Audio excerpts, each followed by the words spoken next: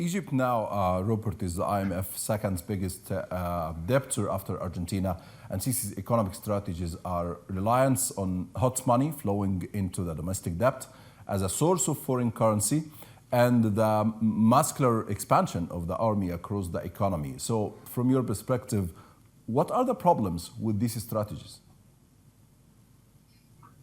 Well, the problem with depending upon hot money, that is the flows of private capital, is that it can flow two ways. And as we saw in the wake of COVID, about 20 billion flowed out. And then in the wake of the war in the Ukraine, about 23 billion flowed out. Now we have an IMF agreement, admittedly for only 3 billion compared to the 12 billion back in 2016. But each IMF agreement, and this is now the fourth, has been associated with an increase of foreign capital inflow because the certification by the IMF of the Egyptian economy has been used by those who sell Egyptian sovereign debt, most of whom are in London,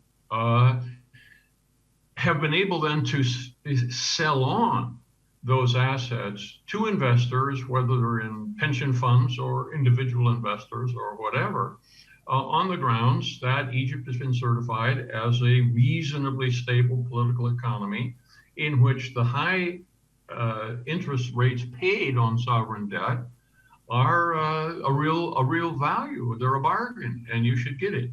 This time, however, there is no indication as yet of an inflow of foreign capital of anything like the magnitude back in 2016 or in the two subsequent events, which also stimulated inflows of capital. So now, even the IMF imprimatur is insufficient to cause the vendors of Egyptian sovereign debt to be able to convince purchasers that this debt is not too risky, because now investors are frightened to death of the risk inherent in buying Egyptian sovereign debt. So this illustrates the downside of depending upon private short-term capital investments to sustain your economy.